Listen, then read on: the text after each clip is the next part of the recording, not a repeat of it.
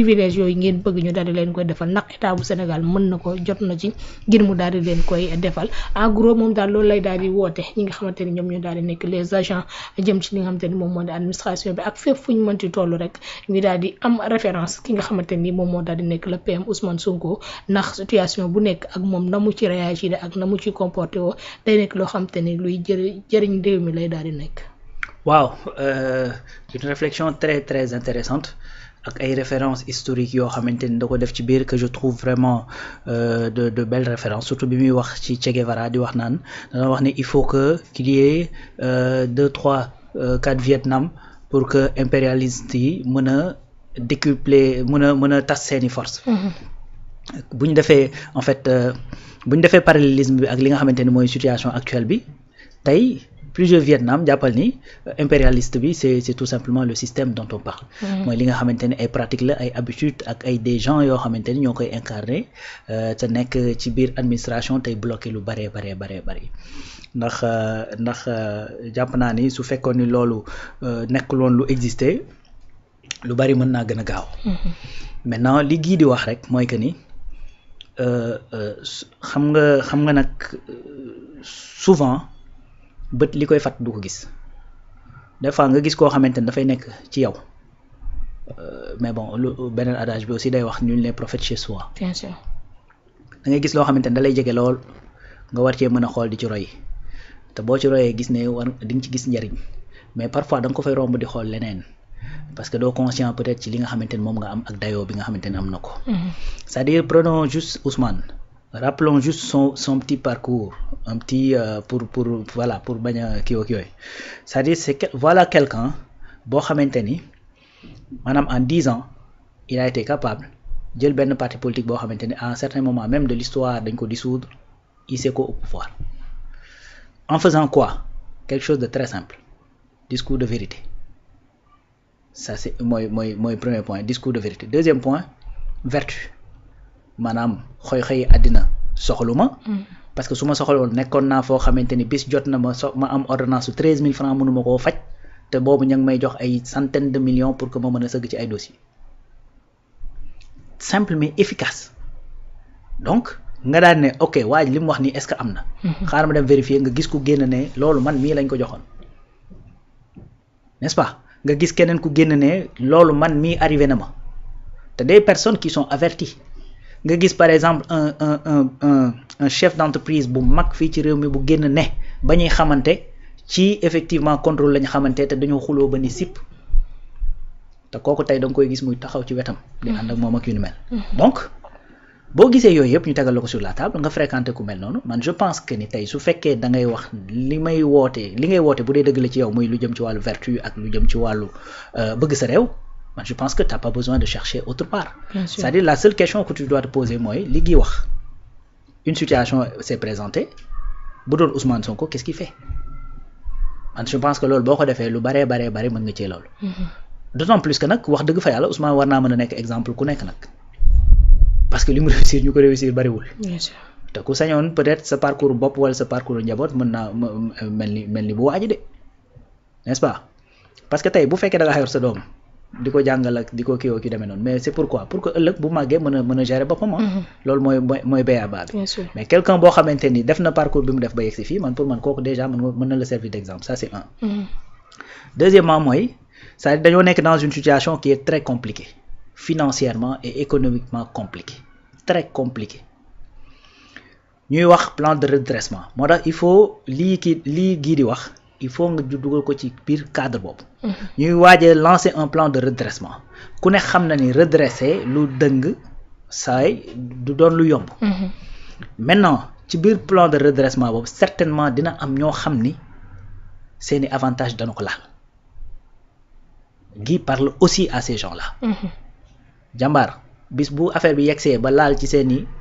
li nga xamante ni seeni privilège la xam leen ni ay privilège la privilège nag du droit privilège la tudd maanaam dañ la koy jox pour effectivement motiver la certainement donc loolu buñ ko laalee jàppal ni effectivement dañ koy def ngir jooyanti ngir ëllëg peut-être nga mën a am loolu keneen mën a am loolu keneen mën koo am keneen mën koo am donc là aussi c'est un message boo xamante ni da koy porter ci ñooñu nga xamante ni ñoom la message boobu nag ñi ci jiitu mooy ñi nga xamante ni ñoo ànd ak Ousmane Sonko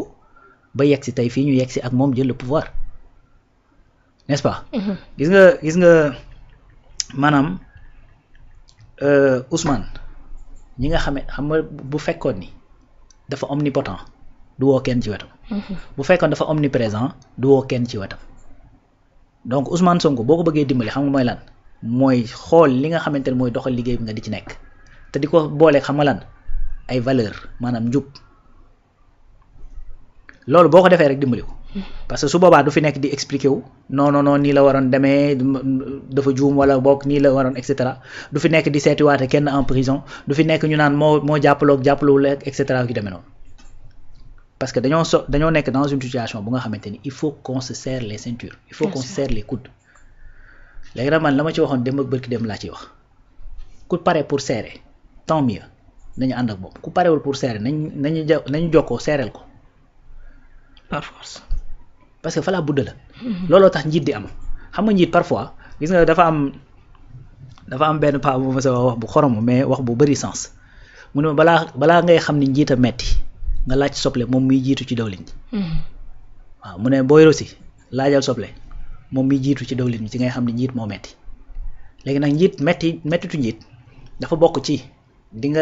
nga boot ku lay gajj ku lay dóor ku lay saaga ku lay taxal ku lay et cetera di nga boot ñooñu ñëpp mais terewul tu es obligé bien sûr léegi boo leen bootee ba pare nag tu es obligé de prendre des décisions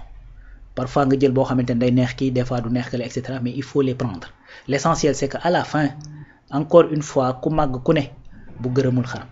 te bu fekkee ni yàgg nañ gis koo xamante ne day màgg ba ni xarit ni gëng daal ne j'ai compris naka te lii moo tax sama papa sévère wala naka te lii moo tax sama yaay sévère n'est-ce pas donc encore une fois nous sommes dans une période charnière te gars yi dañ leen a wóolu denk leen li mu jar pour que effectivement les choses rentrent dans l'ordre c'est-à-dire nañ ko def est-ce que yaa ngi dégg gis nga tey maanaam bu sa tànk rëxoon nga dem ñuy loolu nga dem ñu koy jubanti c'est-à-dire bu waa ji defee heure boo yooxoo mu bàyyi c'est-à-dire bis bu la bàyyee ba sa tànk bi suudeewu noonu ci rëq-rëq bi yow yaay wëlbati ko mere ko parce que yaa naa ko yaa ma waroon faj te fajoo ma voilà noonu kese nag la demee c'est-à-dire un redressement ne peut pas être facile un redressement est toujours douloureux souvent ma rappeler le cas de Carlos Ghosn j'aime bien cet exemple parce que pourquoi j'aime bien cet exemple parce que ci ni mu xewee dafa xaw a nduroog un peu lii xew Sénégal Carlos Ghosn dafa ñëw ñu jox ko Nissan yaa ngi dégg le groupe PSA mu dem Nissan gis nga au Japon xam nga lan lañu am comme culture c'est-à-dire amul démissionné amul licenciement da ngay gis koo xamante ne day liggéey ci biir entreprise bi ba am 80 ans retraité dem toog këram ay doomam ñëw di liggéey amul licencié amul effectivement ay démissionné ki nu mel mais quand il est venu mu xam ni effectivement dañoo am problème xam naa la def licenciement en masse des milliers de licenciements la def Nissan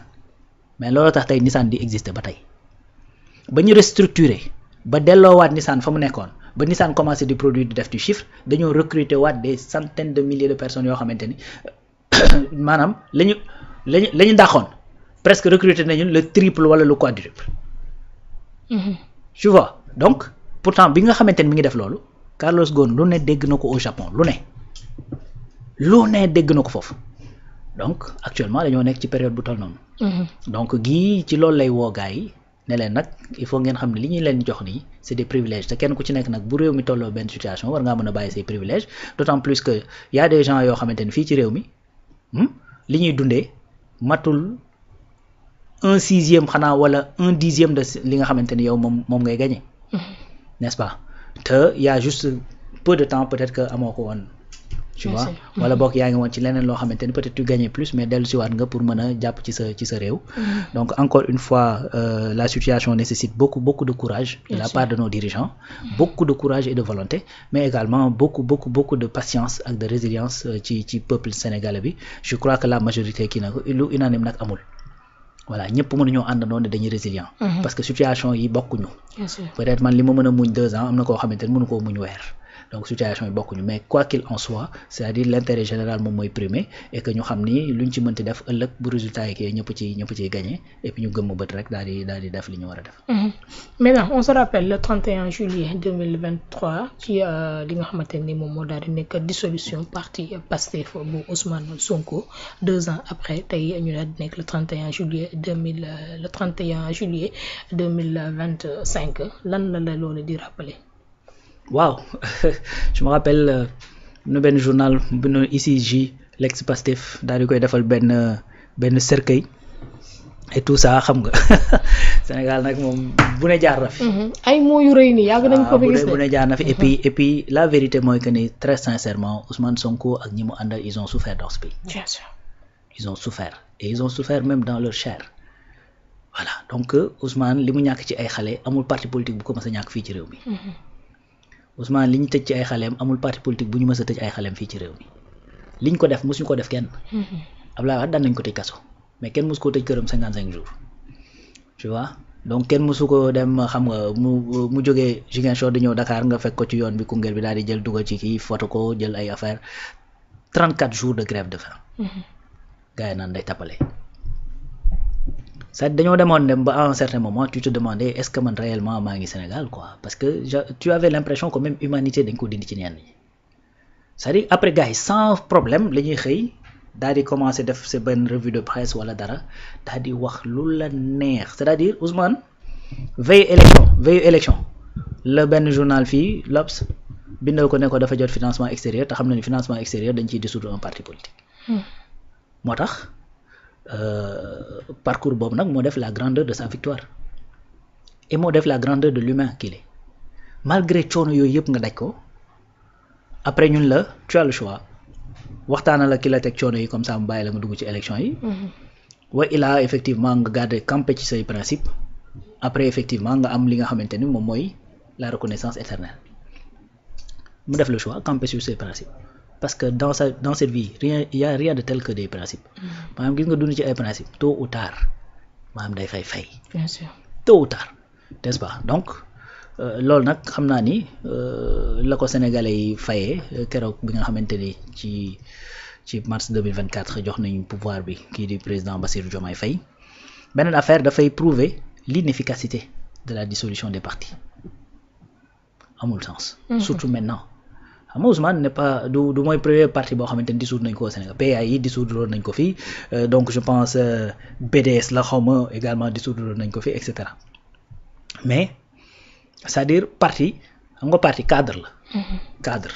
boo xamante ni day mën a permettre ay nit ñuy mën a dajaloo mën a am une identité mën di waxtaan sur des sujets qui les intéressent cadre la yaa ngi dégg mais ce cadre là si ça n'existe plus. c'est-à-dire mënta téye l'imagination et les idées. Bien sûr. c'est-à-dire nit xam nga lan moo tax ñu naan par exemple li tax ñu naan nit day dund éternellement c'est parce que ses idées dañ koy survivre. nit par exemple tey dañ lay wax ay Nietzsche di la wax par exemple le christianisme il y a 2025 ans naissance de Jésus. 2025 ans ñu ngi wax christianisme ba tey